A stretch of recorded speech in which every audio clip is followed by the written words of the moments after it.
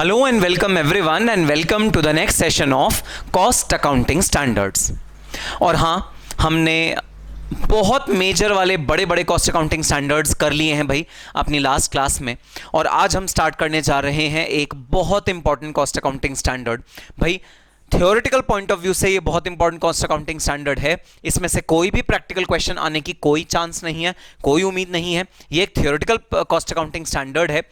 Exam perspective से बोलूं तो बहुत ज़्यादा इंपॉर्टेंट नहीं, मतलब एग्जाम में इसका जो रेलेवेंस है वो ओके है। बट फिर सर आपने बहुत बहुत बहुत इंपॉर्टेंट कॉस्ट अकाउंटिंग स्टैंडर्ड क्यों बोला?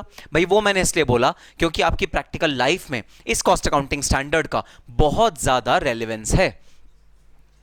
आप चाहे किसी भी तरह की इंडस्ट्री, चाहे किसी भी तरह के सेक्टर, चाहे किसी भी तरह के फील्ड के कॉस्ट मैनेजर हो या कॉस्ट इंचार्ज हो या फाइनेंस मैनेजर हो, एक कॉस्ट जो आपको झेलनी ही झेलनी पड़ेगी, एक कॉस्ट जिसका एनालिसिस आपको करना ही करना पड़ेगा, वो कॉस्ट कभी भी आपका पीछा नहीं छोड़ेगी। वो कॉस्ट है पैकिंग मटेरियल कॉस्ट। ये कॉस्ट हर तरह की इंडस्ट्री में one of the major cost होती है भाई। पैकेजिंग की ज़रूरत आजकल, क्योंकि हर चीज़ ऑफ द शेल्फ मिलती है और उसकी शेल्फ लाइफ काफ़ी ज़्यादा होती है चीज़ों की। वो ज़माने गए जब खाने पीने की चीज़ों पे लिखा होता था to be consumed within 3 days of manufacture, ऐसा लिखा होता था किसी ज़माने में खाने पीने की चीज़ों पे। आज के टाइम में खाने पीने की चीज़ों पे भी लिखा होता है to be consumed within 6 months of manufacture. 6 months की एक्सपायरी डेट खाने पीने की चीज़ों पे भी होती है। मैं आपको एक लाइव एग्जांपल देता हूं भाई, कैसे देखते देखते शेल्फ लाइफ इंक्रीज हुई एक चीज की। तो पतंजलि का आई दृष्टि एक ड्रॉप आता है, दृष्टि आई ड्रॉप आता है, बड़ा इफेक्टिव आई ड्रॉप है। नहीं भाई नहीं, मैं उसका कोई एडवर्टाइजमेंट नहीं कर रहा, मैं उसकी कोई पब्लिसिटी नहीं कर रहा, मैं आपको सिर्फ एग्जांपल ये देना चाहता हूं कि भाई वो आई ड्रॉप किसी जमाने में शेल्फ लाइफ लेकर जो आता था वो होती थी 15 दिन या 1 महीना बस। उसके ऊपर लिखा था होता था कि ये आई ड्रॉप आप विद इन 15 days या 1 month कंज्यूम कर लीजिए। आज की डेट में वो आई ड्रॉप की शेल्फ लाइफ 1 साल, 2 साल, 3 साल, सालों साल उसकी शेल्फ लाइफ होती है। 3 साल तक उसकी शेल्फ लाइफ होती है, एटलीस्ट 1 साल तो होती है। तो शेल्फ लाइफ इंक्रीज हो गई है बहुत ज्यादा इन चीजों की। यहां तक कि अगर मैं बात करूं भाई मिल्क प्रोडक्ट्स बहुत ज्यादा पॉपुलर हैं। छेना की स्वीट्स, आई लव रसगुल्ला। और भाई मेरे किसी स्टूडेंट ने ये बताया मुझे, जो मुझे नहीं पता थी बात, तो हमारे दिल्ली में रसगुल्ला जो मिलता है वो मिलता है ठंडा। हम एकदम उसे चिल्ड खाते हैं, फ्रिज से निकाल के, वाइट कलर का होता है और उसे ऐसे निचोड़ते हैं, उसमें से सारी चाशनी निकलती है और फिर हम खाते हैं रसगुल्ला, बिल्कुल ठंडा चिल्ड खाते हैं एकदम दिल्ली में। मुझे एक बंगाल के मेरे स्टूडेंट ने, कोलकाता का एक स्टूडेंट ने बताया कि सर ट्रेडिशनली जो रसगुल्ला होता है वो ठंडा नहीं खाया जाता, वो गर्म खाया जाता है। तो सर अगर आप कभी वेस्ट बंगाल आए तो वहां पर हम आपको खिलाएंगे गरम रसगुल्ला। तो वो गरम गरम होता है, जो एकदम फ्रेशली मेड होता है और वो हल्का सा गरम होता है और उसको खाने का मज़ा अलग ही है। तो भाई जब से मैंने ये बात सुनी है मैं काफ़ी इंटरेस्टेड हूँ, और हाँ मैं कोशिश करूँगा वेस्ट बंगाल आने की, कोलकाता आने की और वो गरम गरम रसगुल्ला खाने की।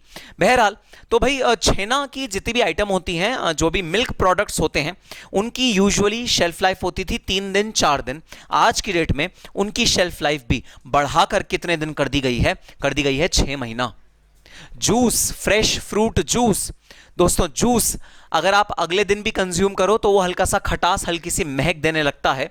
अगर आप फ्रेश घर पे निकालो तो जूस की लाइफ भी कितनी बढ़ गई है अब, 6 महीना। रियल फ्रूट जूस, ट्रॉपिकाना, आप कोई भी फ्रूट जूस लाओ, उनकी शेल्फ लाइफ हो गई है बहुत बहुत बहुत ज्यादा। इसी तरह सारे प्रोडक्ट्स की शेल्फ लाइफ आज की डेट में हो गई है बहुत ज़्यादा। इसके पीछे रीज़न क्या है? क्या हमारे प्रोडक्ट्स बड़े ज़्यादा एफिशिएंट हो गए हैं? क्या हमने इवॉल्व कर दिया है उन्हें? क्या हमने ऐसा दूध बना लिया है जो 6 महीने तक ख़राब नहीं होगा? क्या हमने ऐसे फ्रूट्स बना लिए हैं जिसका जूस 6 महीने तक बरकरार रह सकता है, सड़े बगैर हम उसे पी सकते हैं 6 महीने तक? क्या ये रीज़न है? नहीं सर, ये रीज़न नहीं है। शेल्फ लाइफ बढ़ने के रीज़न है 2। Number 1, increase used of preservatives in the food item। Preservatives बहुत ज़्यादा डलने लगा है अब फूड आइटम में, जिसकी वजह से शेल्फ लाइफ इंक्रीज हो जाती है। अगर प्रिजर्वेटिव बढ़ जाए किसी भी फूड का तो भाई उसकी शेल्फ लाइफ ऑटोमेटिकली इंक्रीज हो जाएगी। मतलब हम किसी तरह से उसमें बैक्टीरिया की ग्रोथ को अगर रोक दें, जो बैक्टीरिया और जो जितने भी एंजाइम्स होते हैं, जितने भी उस गुड के अंदर जो भी उस फूड के अंदर स्मॉल स्मॉल माइक्रोब्स हैं, अगर हम उनका ग्रोथ रोक दें तो भाई हमारी शेल्फ लाइफ ऑटोमेटिकली बढ़ जाती है। तो one of the reasons is increased use of preservatives. Second reason is high tech use of technology in packing material. आपको पता है जो जूस आप पीते हैं, जो रियल का ट्रॉपिकाना का फ्रूट जूस जो आप पीते हैं, उसके अंदर 6 लेयर पैकिंग होती है। 6 लेयर पैकिंग। जी हां, वो जो पतला सा गत्ता आपको लगता है जिसे आप जूस पी के फेंक देते हैं, स्क्वायर, उसके अंदर 6 लेयर्स लगी हुई हैं। पता नहीं किस किस चीज की लेयर्स लगी होती हैं भाई। सर एक स्टील की लेयर होती है, एक इसकी लेयर होती है, एक इसकी लेयर, बहुत सारी लेयर्स होती हैं। So one of the major reasons why the shelf life of a particular product has been extended to not only months but years is that its packaging has come out as a effective technology, effective way of reducing bacterial growth in the fruit products, because of which the shelf life of a product has increased beyond imagination। कोई imagine कर सकता था क्या किसी जमाने में कि रसगुल्ला जैसी चीज जो कि दूध से बनी है, दूध तो सुबह से शाम तक कई बार नहीं टिक पाता, वो 6 महीने चल जाएगा? क्या कोई ऐसा सोच सकता था? लेकिन हल्दीराम ने गुलाब जामुन, रसगुल्ला, जितने भी फूड आइटम्स हैं, उनकी शेल्फ लाइफ इंक्रीज कर दी है भाई। टिन पैकेजिंग होती है, air tight packaging, vacuum air tight packaging. वहां पर जो नमी का लेवल होता है, जो मॉइस्चर होता है ना, एयर में जो मॉइस्चर होता है वो भी कंट्रोल्ड होता है उस पैकेट के अंदर। उसके अंदर ना एक्सेस मॉइस्चर होता है ना कम मॉइस्चर होता है, एग्जैक्टली वो मॉइस्चर होता है जो बैक्टीरियल ग्रोथ को रोक के रखेगा, उसे एक्सीड नहीं होने देगा बियॉन्ड अ पर्टिकुलर लिमिट। यहां तक कि मैं फिजिकली ऐसी फैक्ट्रीज में गया हूं दोस्तों, जहां पर फैक्ट्री के अंदर जैसे एयर कंडीशनिंग होती है ना, जैसे हमारे एयर कंडीशनिंग प्लांट होते हैं जो एक कमरे को ठंडा रखते हैं, टेम्परेचर रेगुलेटेड रखते हैं, भाई बड़ी बड़ी कंपनीज में और इन फूड प्रोडक्ट्स वाली कंपनीज में तो स्पेशली डी ह्यूमिडिफायर्स होते हैं। जैसे एसी वैसे डी ह्यूमिडिफायर। डी ह्यूमिडिफायर क्या होता है? आप कितनी ह्यूमिडिटी एक कमरे में रखना चाहते हो, डी ह्यूमिडिफायर में स्पेसिफाई कर दो और वो बाकी सारी की सारी ह्यूमिडिटी को सक कर लेगा, एब्जॉर्ब कर लेगा। These are known as D humidifiers.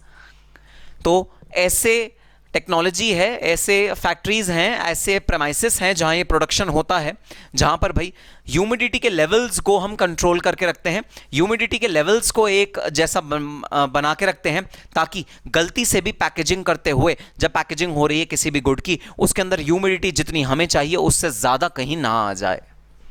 So this is the relevance of packing in today's world. एक जमाना हुआ करता था भाई पैकेजिंग को कोई भाव ही नहीं देता था, पैकेजिंग कोई करता ही नहीं था। ओपन फूड खाते थे, स्ट्रीट फूड खाते थे लोग, पैकेजिंग का कोई रेलेवेंस ही नहीं होता था। कौन सोच सकता है कि पैकेजिंग में रिसर्च एंड डेवलपमेंट भी हो सकती है? दोस्तों आज की डेट में पैकेजिंग में R&D हो रही है कि हम कैसी पैकेजिंग यूज करें ताकि ना केवल वो अट्रैक्टिव हो, ज्यादा कंज्यूमर्स को अट्रैक्ट करे, बल्कि उसमें गुड्स भी सेफ रहें। रिसर्च एंड डेवलपमेंट एक सेपरेट सेक्शन होता है, एक सेपरेट विंग होता है। बड़ी बड़ी ऑर्गेनाइजेशंस में करोड़ों रुपए का वो रिसर्च सेंटर होता है जहां पैकेजिंग के एक्सपर्ट्स आते हैं और ये रिसर्च करते हैं कि कैसे हम एक इफेक्टिव पैकेजिंग बनाएं किसी पर्टिकुलर प्रोडक्ट के लिए। This is the relevance, this is the role of packaging in today's world. आज की दुनिया में पैकेजिंग नहीं तो कुछ नहीं। और एक बड़ा पॉपुलर सा कहावत है, जो दिखता नहीं वो बिकता नहीं। तो जो चीज़ अच्छी दिख नहीं रही वो बिकेगी भी नहीं भाई। तो एक बहुत पुरानी टॉफ़ी आती थी पुराने ज़माने में भाई, जिस टॉफ़ी का नाम होता था पार्ले किस्मी। पार्ले किस्मी वो रेड कलर की टॉफ़ी होती थी, स्क्वायर रेक्टेंगल सा शेप, रेड कलर की, और दोनों तरफ से खोलो तो वो आप खा सकते हो, किस्मी। उसका जो पैकेजिंग होता था ना वो बड़ा डल रेड, बड़ा मायूस हो, दुखी सा रेड होता था भाई। फिर आई एल्पेनलीबे या कोई भी आज की मॉडर्न ज़माने की टॉफ़ी जिसके जो रैपर्स होते हैं वो एकदम शाइनी कलरफुल। तो भाई नेचुरल सी बात है, जो कलरफुल चीज़ होगी, जिसकी पैकेजिंग अच्छी होगी ना, वो बिकेगी भी ज़्यादा फॉर श्योर। ये बात गारंटी की है। एग्जाम्पल लेता हूँ किंडर जॉय। आपके छोटे भाई बहन किंडर जॉय बहुत ज़्यादा कंज्यूम करते होंगे, खाते होंगे, बहुत शौक होगा उनको किंडर जॉय खाने का। इफेक्टिवली किंडर जॉय के अंदर कुछ भी नहीं होता। सिर्फ बच्चे किस चीज से अट्रैक्टेड रहते हैं? वो यूनिक पैकेजिंग, जो एग की शेप में उन्होंने पैकेजिंग निकाली, हाफ स्लिट करके वो खुलता है, और जिस तरह इनोवेटिव वो पैकेजिंग है, one of the most innovative packaging that I have seen in my life, Kinder Joy की पैकेजिंग। तो किंडर जॉय का जो सक्सेस का राज है, वो one of the Raj is the packaging, और कुछ भी नहीं, अंदर तो उसके कुछ भी नहीं निकलता। क्या चीज होता है? That is बेयरली anything, that cream and that chocolate का मिक्सचर इज बेयरली एनीथिंग, वो तो कुछ भी नहीं होता। राज है पैकेजिंग। पैकेजिंग के बलबूते पे किंडर जॉय ने अपनी मार्केट ऐसी उठाई, इतनी ज़्यादा इंक्रीज कर दी कि घर घर में एक बहुत पॉपुलर नाम हो गया किंडर जॉय।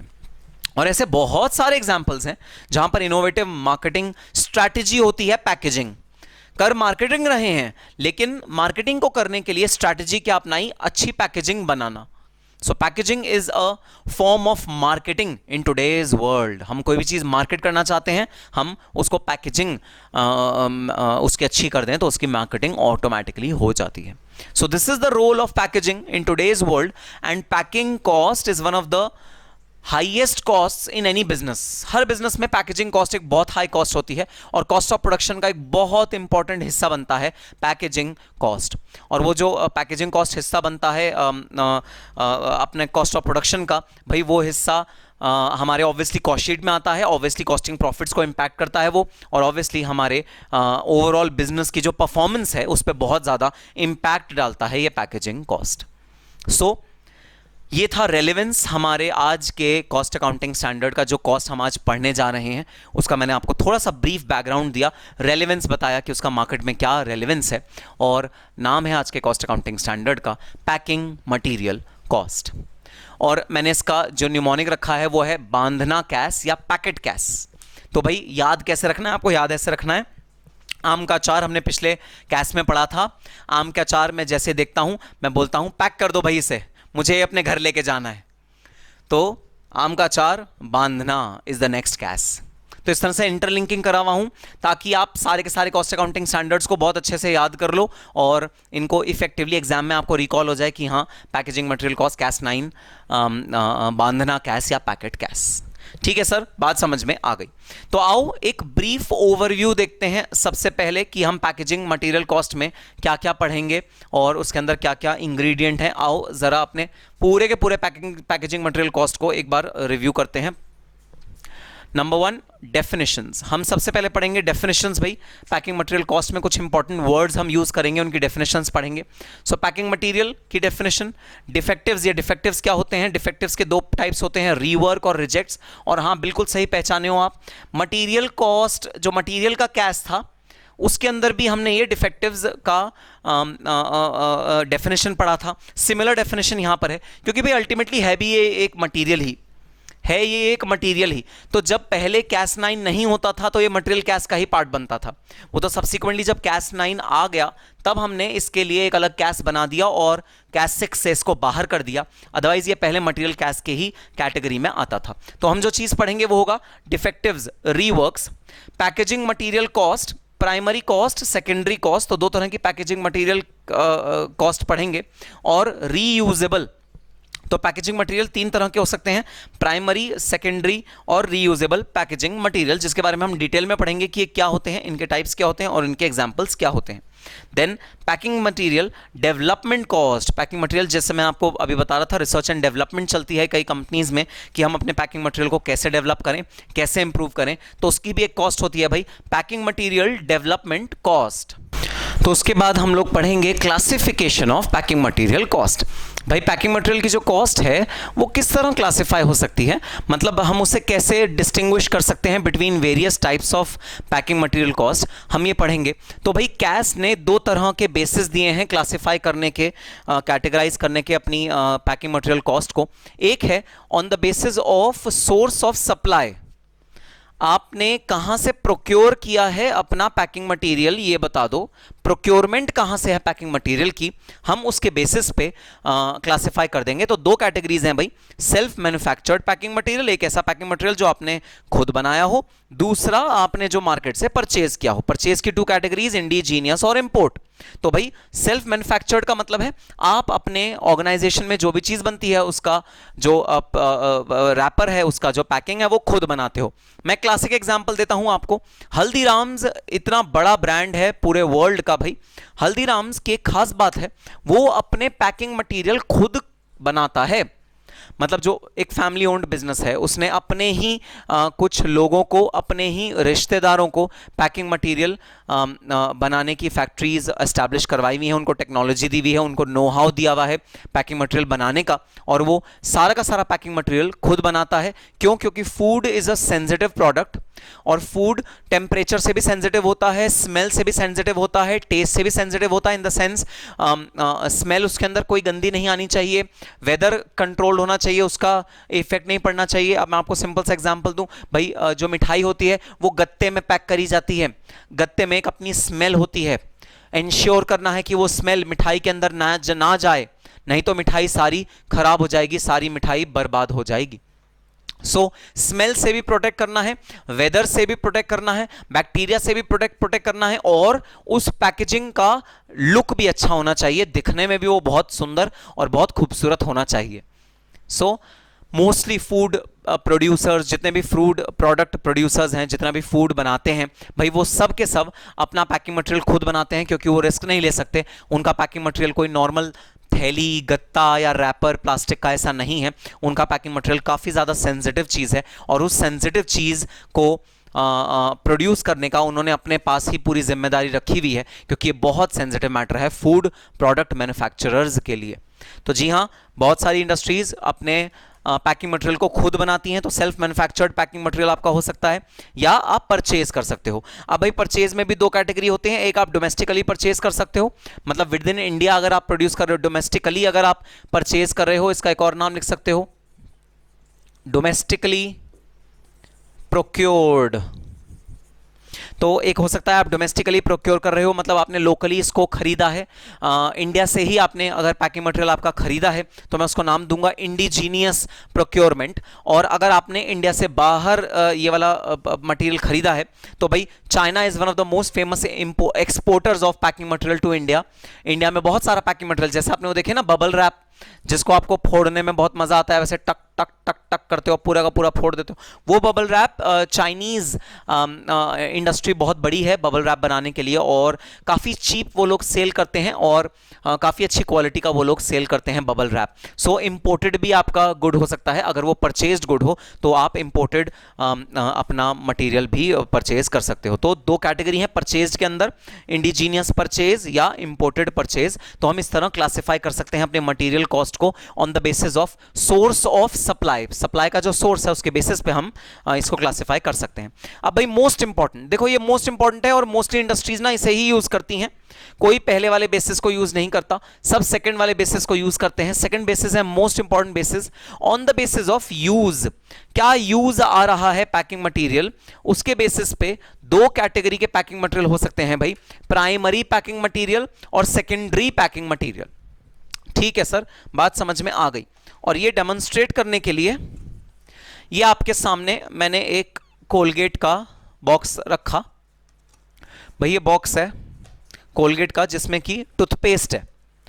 तो अब इसमें लिखा है mega save ₹17 200 grams plus 100 grams, date weight लिखी हुई है, सब एक्सपायरी मैन्युफैक्चरिंग डेट लिखी हुई है। तो ये एक पैकेट है जो आपके सामने है। ठीक है, अब मैंने इसे खोला और खोलने में ये ट्यूब बाहर निकली भाई, ये रही ट्यूब, देखना जरा ट्यूब, ये ट्यूब बाहर निकली है जैसे मैंने ये गत्ते का डिब्बा खोला।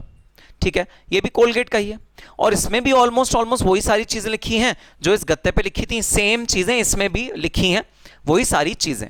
ठीक है, तो अब देखना ये जो ट्यूब है ना, ये ट्यूब इसके अंदर टूथपेस्ट है, देखना टूथपेस्ट है, ऐसा नहीं कि मैं ऐसे नकली कुछ भी ले आया हूं आपके आगे, इसके अंदर टूथपेस्ट है, ब्लू और वाइट कलर का आपको मिक्स दिख रहा होगा।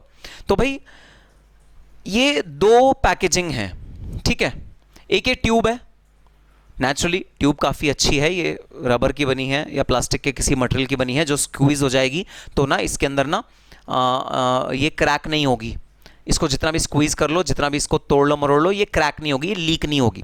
पहले क्या होता था जब मैं छोटा था ना, तब ये आती थी मेटालिक बॉडी में, मेटालिक मेटल होता था पतला सा, और वो जैसे ही आप उसको अगर टेढ़ा कर देते ना, उसमें से एक कोना निकल आता था, उसमें छेद हो जाता था।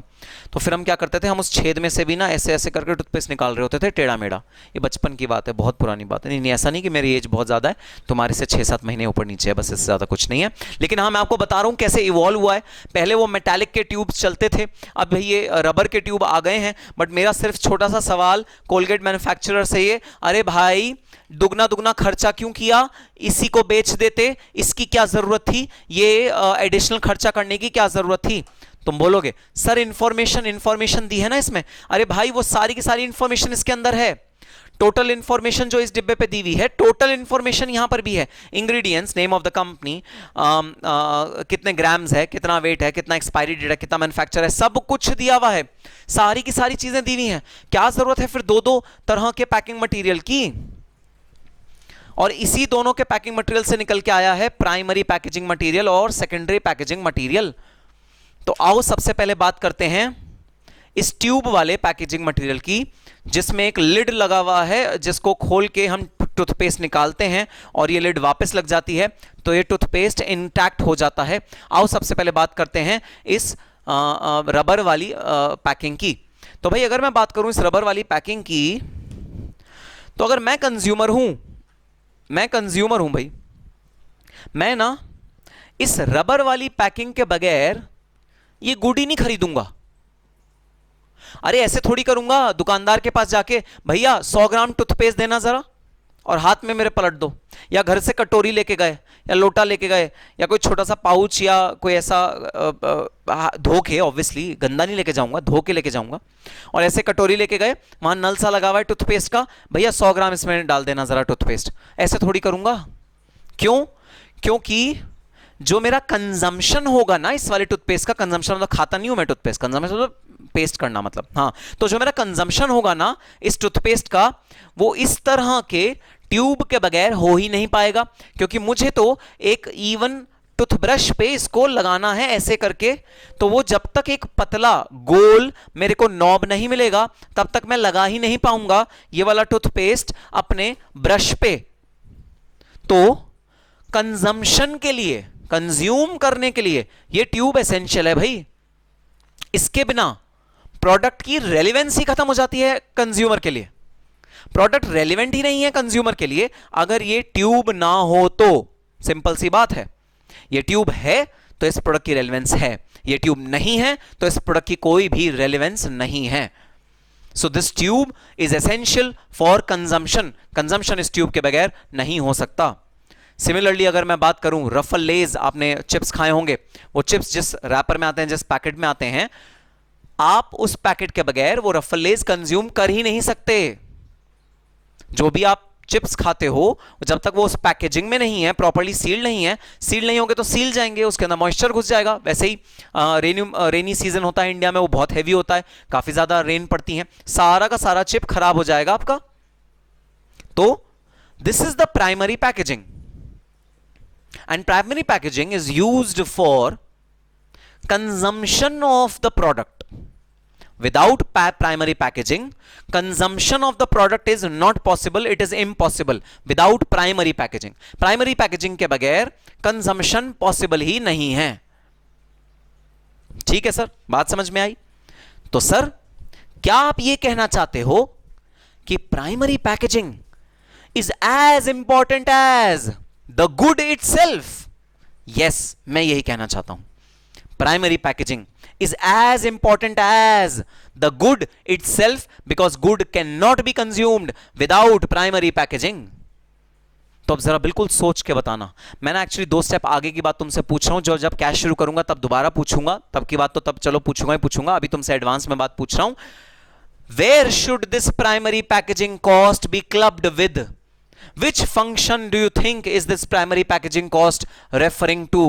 The function is production function. जी हां, अभी अभी आपने खुद ही कहा सर ये तो प्रोडक्ट के इक्विवेलेंट है। हाँ, इसकी इंपॉर्टेंस प्रोडक्ट के इक्विवेलेंट है।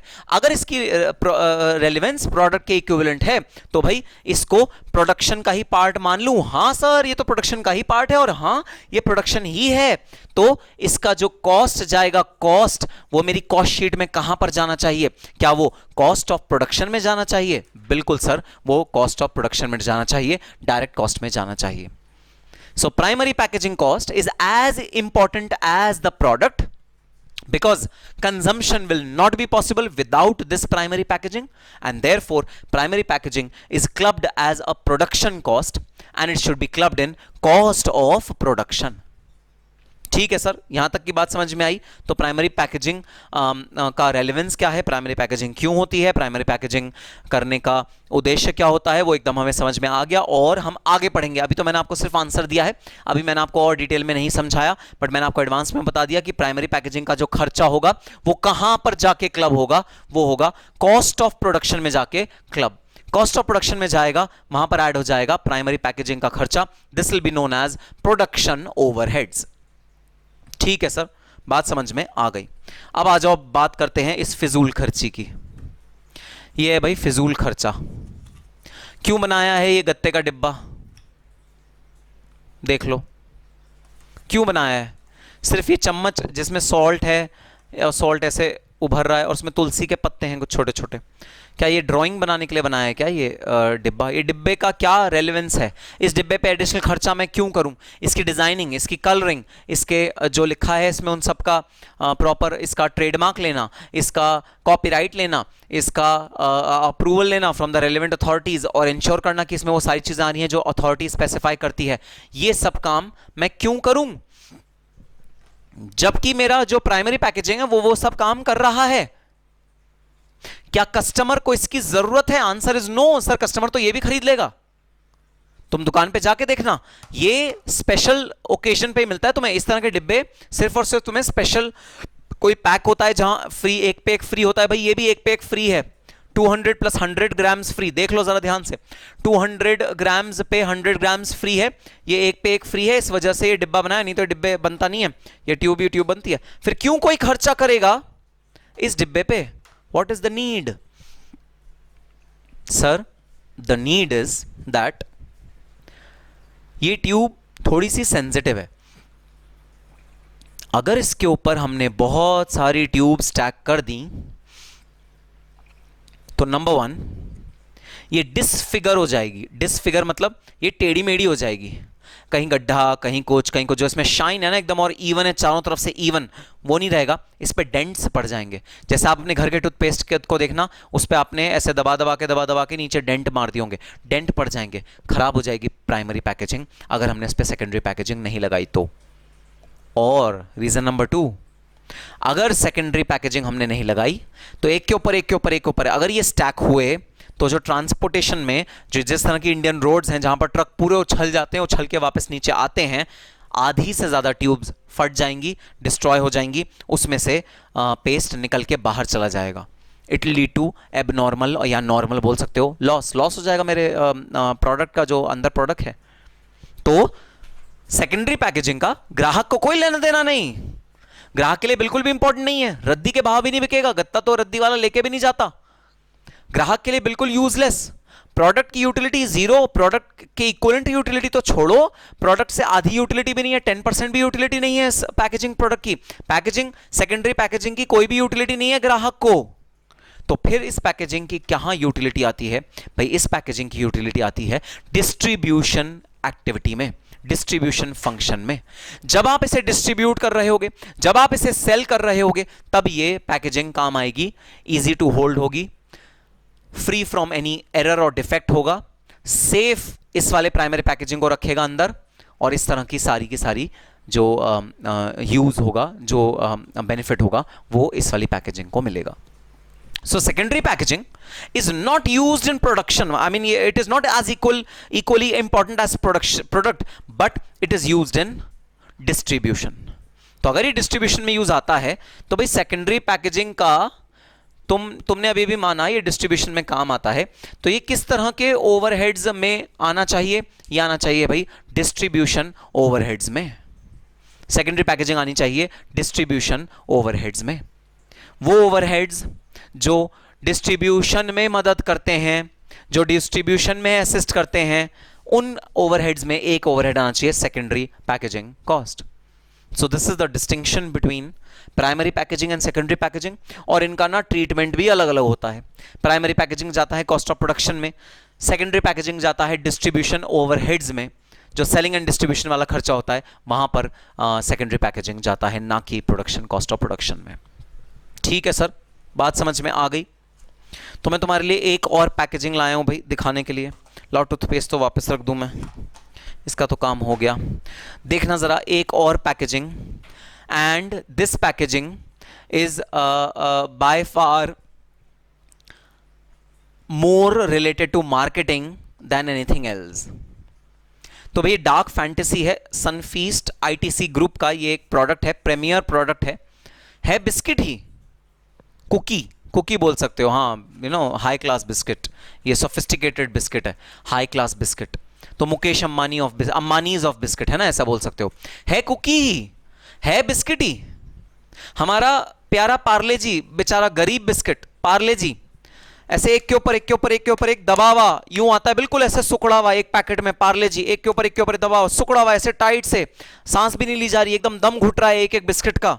और आओ मैं तुम्हें दिखाता हूं लग्जरी इस वाले बिस्किट की। सही में ये अंबानीज ऑफ बिस्किट है भाई। मैंने डिब्बा खोला, एक तो देखो क्या क्लासी डिब्बा है, black and red colour with golden written on it, and the chocolate pouring out of the biscuits, and it is some looking sumptuous.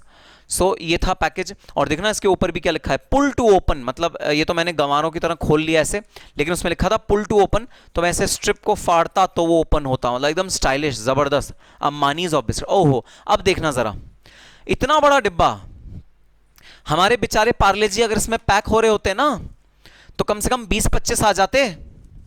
और इस पूरे डिब्बे में पता है टोटल बिस्किट कितने हैं? इस पूरे डिब्बे में टोटल बिस्किट हैं, विश्वास नहीं करोगे तुम, विश्वास नहीं करोगे, तो पूरे डिब्बे में कितने बिस्किट हैं? 6, सिर्फ 6 बिस्किट।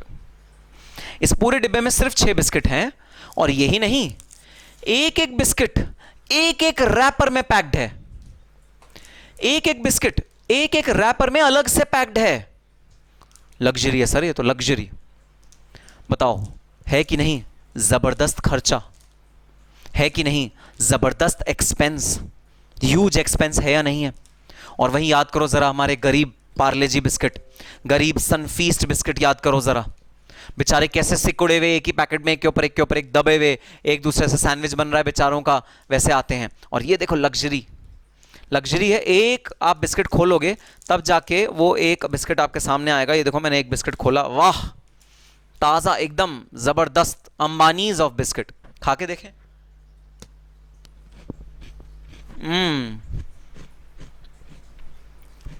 सुपर्ब, वाह।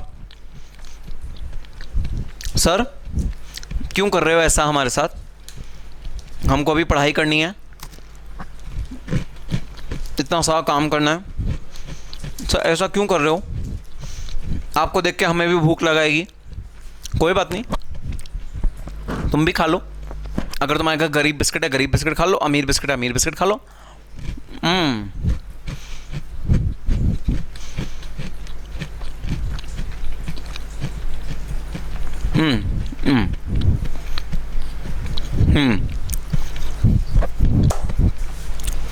तो मैंने ये क्यों दिखाया आपको, मैंने ये इतनी सारी कहानी आपके सामने क्यों गढ़ी, मैंने इतना ज़्यादा आपको क्यों एम्फेसिस दिया इस बिस्किट पे? और ये इकलौता नहीं है, मार्केट में ऐसे बहुत सारे हैं जिसमें एक्सपेंसिव पैकिंग मटेरियल लग रहा है। यकीन मानना ये जो गोल्डन रैपर बना है ये भी बहुत एक्सपेंसिव बनता है, मैट फिनिश में बना है, क्वालिटी इज सुपर्ब। और ये जो एक एक बिस्किट की अलग अलग पैकिंग हुई हुई है, this is also one of the most classiest thing in the industry, industry की मोस्ट क्लासी थिंग है। और ऑब्वियस सी बात है जब आपको वो इस तरह स्टाइल मार के चीज़ देंगे तो चीज़ भी एक्सपेंसिव होगी। ये एक बिस्कुट 5 रुपीज़ का है, एक बिस्किट 5 रुपीज़ का है ये। पार्ले जी में 5 रुपीज़ में आई थिंक 10 या 8 बिस्किट्स आ जाते हैं. 30 rupees they are charging for this particular biscuit. Do you think that its packaging cost will also be huge? Yes. इनकी पैकेजिंग कॉस्ट भी सर बहुत ज़्यादा हाई होगी. इनकी packaging cost will be huge as compare to the normal biscuits. Hide and seek ले लो, hide and seek एक एक के ऊपर एक के ऊपर एक और उसके ऊपर सिंपल प्लेन एक रैपर चढ़ा हुआ होता है, बड़ा सिंपल. लेकिन ये है एक्सक्लूसिव, ये है डिफरेंट. मेरा ये सब बताने का आपको मकसद क्या भाई, कैस ने बोला है कि ये 2 तरह की पैकेजिंग मटेरियल कॉस्ट होती है और उसका ये ट्रीटमेंट होता है. आज के जमाने में पैकेजिंग मटेरियल सिर्फ डिस्ट्रीब्यूशन और प्रोडक्शन ही नहीं दोस्तों, मार्केटिंग का भी इफेक्टिव टूल होता है. अगर ये इतना स्टाइलिश तरीके से पैक नहीं होगा तो कोई इसके 30 रुपए नहीं देगा. 6 बिस्किट के कोई 30 रुपए नहीं देगा अगर ये इतना स्टाइलिश तरीके से पैक नहीं होगा. तो पैकिंग में 5 रुपए एक्स्ट्रा डाल के अगर तुम एक चीज की वैल्यू 20 रुपए बढ़ा सकते हो, दोबारा सुनना, पैकिंग में 5 रुपए एक्स्ट्रा डाल के अगर तुम एक चीज की वैल्यू 20 रुपए बढ़ा सकते हो तो क्या बुरा है. 15 रुपए का नेट फायदा है. तो आजकल के जो पैकिंग मटेरियल हैं वो सिर्फ ये ध्यान में रख के नहीं बनाए जाते, ओ कंज्यूमर को कंज्यूम करना है भाई, बेचारा कंज्यूम कैसे करेगा, या हमें डिस्ट्रीब्यूट करना है, ट्रक में भेजना है, हम डिस्ट्रीब्यूट कैसे करेंगे अगर अच्छा सा पैकिंग मटेरियल नहीं हुआ. आजकल सिर्फ ये 2 ऑब्जेक्टिव या फंक्शन सोच के पैकिंग मटेरियल नहीं बनाया जाता. बहुत इंपॉर्टेंट एक और फंक्शन सोच के पैकिंग मटेरियल बनाया जाता है, वो है मार्केटिंग फंक्शन. जब तक मार्केटिंग फंक्शन फुल्ली एक्सप्लोर नहीं किया जाता पैकेजिंग के रिस्पेक्ट में, किसी कंपनी की मार्केटिंग कंप्लीट नहीं मानी जाती, फुलफिल्ड नहीं मानी जाती. ह्यूज एक्सपेंडिचर किया जाता है पैकेजिंग मटेरियल पे ताकि मार्केटिंग पर्सपेक्टिव से वो A1 रहे, मार्केटिंग पर्सपेक्टिव से वो एकदम बढ़िया रहे. मार्केटिंग इतनी अच्छी होनी चाहिए कि जब गुड डिस्प्ले हो रहा हो किसी भी शॉप में, किसी भी स्टोर में, तो वो गुड एकदम A1 लगे, बहुत खूबसूरत लगे, बहुत ज़्यादा अच्छा लगे. तो अब तुम्हारे दिमाग में क्या चल रहा है? हाँ, जो मैं डालने की कोशिश कर रहा हूँ वही चल रहा है. सर, क्या पैकेजिंग मटेरियल का कुछ पोर्शन मार्केटिंग ओवरहेड्स में भी जाना चाहिए? क्या पैकेजिंग मटेरियल का कुछ पोर्शन मार्केटिंग ओवरहेड्स में भी जाना चाहिए? भाई, कॉस्ट अकाउंटिंग स्टैंडर्ड 9 के हिसाब से तो नहीं, मार्केटिंग का कोई लेना देना नहीं है मटेरियल कॉस्ट से.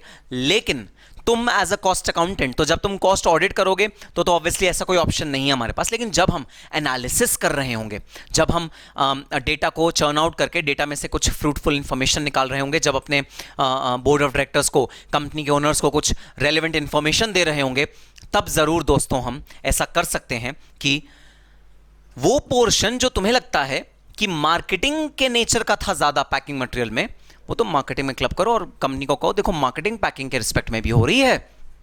क्योंकि सच यही है, डिस्ट्रीब्यूशन और प्रोडक्शन के अलावा मार्केटिंग भी एक पर्पस सर्व करता है. आज का हमारा प्राइमरी पैकेजिंग या सेकेंडरी पैकेजिंग कॉस्ट वो भी पर्पस सर्व करता है. तो अगर सर्व करता है तो why not, why can't I put it in my marketing overheads? I can, but no, not as per the CAS 9. Of course exam के लिए भूल जाना है थॉट जो मैंने तुम्हें दिया है. एग्जाम में मत ऐसा कुछ लिख के आना, गड़बड़ मत करना. ये जब तुम प्रैक्टिकली कॉस्ट ऑडिट करने लगोगे, जब तुम प्रैक्टिकली कॉस्ट अकाउंटेंट बन जाओगे, जब तुम प्रैक्टिकली किसी कंपनी का कॉस्ट एनालाइज कर रहे होगे, तब हाँ भाई इस बात को मेरी ध्यान रखना. और जो 2 फंक्शन मैं तुम्हें अभी कराऊंगा कैस 9 में, लीगली मतलब जो लॉ कह रहा है अभी, जो इंस्टीट्यूट कह रहा है अभी, उसके अलावा एक और फंक्शन ज़रूर ध्यान रखना मार्केटिंग ओवरहेड्स का, while appropriating the packing material cost. क्योंकि ऐसा ही है, आजकल चीज़ की क्वालिटी से ज़्यादा पैकिंग की क्वालिटी पे ध्यान दिया जाता है. क्योंकि जो बाइंग होती है, स्पेशली FMCG गुड्स की जो बाइंग होती है, फास्ट मूविंग कंज्यूमर गुड्स, उसकी बाइंग बहुत इंपल्सिव होती है. आजकल बड़े बड़े सुपर स्टोर्स होते हैं, उस पर ऐसे करके आप अपनी बास्केट लेके जा रहे होते हो और जो आपको दिखता जाता है वो बास्केट में भरते जाते हो. तो जो दिख रहा है वो बास्केट में भर रहे हो, तो डेफिनेटली जो अच्छा लग रहा है वो आप बास्केट में भरते जा रहे हो. तो नेचुरल सी बात है, पैकिंग अगर अच्छी नहीं हुई तो अंदर गुड चाहे जितना भी अच्छा हो, चाहे जितनी भी क्वालिटी अच्छी हो, नहीं बिकेगा. सो This is a point to ponder which I am leaving open in front of you, that marketing cost can also be one of the cost that is impacted by my packing material cost. Next हम क्या पढ़ेंगे भाई इस cost accounting standard में? हम पढ़ेंगे principles of measurement. Measurement के क्या क्या प्रिंसिपल्स होते हैं, हम लोग पैकिंग मटेरियल कॉस्ट को कैसे मेजर करेंगे, और भाई वही एक तो receipt of packing material cost, मतलब जो फैक्ट्री में इन हुआ है, जो फैक्ट्री में इन हुआ है, और इशू कहां होगा? आउट टू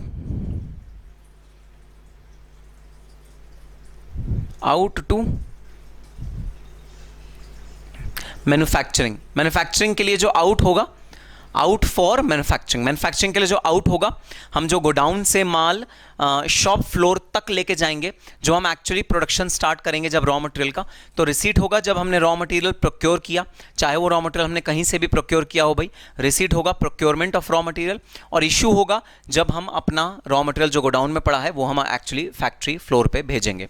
तो हम रिसीट पे देखेंगे क्या प्रिंसिपल ऑफ मेजरमेंट होना चाहिए, इशू पे भी देखेंगे। भाई रिसीट दो टाइप की हो सकती है, आप डोमेस्टिकली भी खरीद सकते हो, मतलब विद इन इंडिया भी खरीद सकते हो, और आप आउटसाइड इंडिया भी खरीद सकते हो, मतलब फॉरेन रिसीट भी आपकी हो सकती है।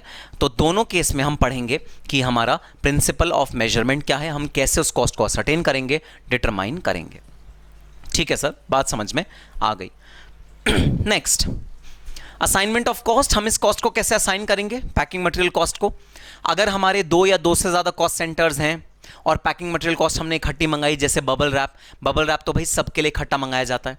ऐसा तो नहीं होता मैं प्रोडक्ट ए के लिए बबल रैप अलग मंगाऊं, प्रोडक्ट बी के लिए अलग मंगाऊं, मैं तो सारे के सारे प्रोडक्ट्स के लिए इकट्ठा बबल रैप मंगाऊंगा।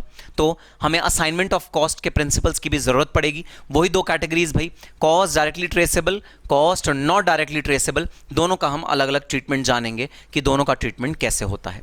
एंड लास्ट हमारा प्यारा वही सिमिलर सारे कॉस्ट अकाउंटिंग स्टैंडर्ड में दोनों भाई सिमिलर होते हैं भाई।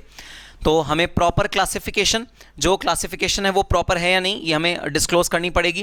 क्लासिफिकेशन कहाँ से आएगी भाई? यहाँ से आएगी हमारी क्लासिफिकेशन। हमने क्या क्लासिफाई किया वो अलग अलग डिस्क्लोज करना पड़ेगा। जैसे सेल्फ मैन्युफैक्चर अलग से डिस्क्लोज करना पड़ेगा, परचेज अलग से डिस्क्लोज करना पड़ेगा, इंडिजीनियस अलग से डिस्क्लोज करना पड़ेगा, इंपोर्टेड मटेरियल अलग से डिस्क्लोज करना पड़ेगा, प्राइमरी अलग से डिस्क्लोज करना पड़ेगा, सेकेंडरी अलग से डिस्क्लोज करना पड़ेगा। डिपेंडिंग अपॉन आपने इन दोनों में से कौन सा वाला चूज किया है, उसके बेसिस पे आपको डिस्क्लोजर अलग अलग करना पड़ेगा। तो प्रॉपर क्लासिफिकेशन आपको डिस्क्लोज करनी पड़ेगी। बेसिस ऑफ वैल्यूएशन, ये मेजरमेंट जो आपने किया ये आपको डिस्क्लोज करना पड़ेगा। बाहर से कोई मंगाया तो उसे अलग से फॉरेक्स देके जो मंगाया पैकिंग मटेरियल कॉस्ट, उसको डिस्क्लोज करना पड़ेगा। पेनल्टीज, डैमेजेस अगर कोई पे करे पैकिंग मटेरियल के रिस्पेक्ट में, वो डिस्क्लोज करना पड़ेगा। और अगर कोई पॉलिसी चेंज हुई during the year packing material से रिलेटेड, और वो पॉलिसी आपको एक मटेरियल इंपैक्ट दे रही है, मतलब एक बहुत ज़्यादा इंपैक्ट दे रही है आपके कॉस्टिंग प्रॉफिट में, तो आपको वो डिस्क्लोज करनी पड़ेगी सेपरेटली। तो ये थे प्रेजेंटेशन और डिस्क्लोजर के हमारे कुछ बेसिक पैरामीटर्स। और हम जब बुक में पढ़ेंगे तो थोड़े ज़्यादा पैरामीटर्स हैं, मैंने तो सिर्फ प्राइम लिखे हैं। तो ठीक है भाई, ये हमने ब्रीफ में पढ़ा अपना पूरा का पूरा पैकिंग मटेरियल का कैश। तो आओ अब अपना पैकिंग मटेरियल का कैश के मेन प्रोविजंस स्टार्ट करते हैं।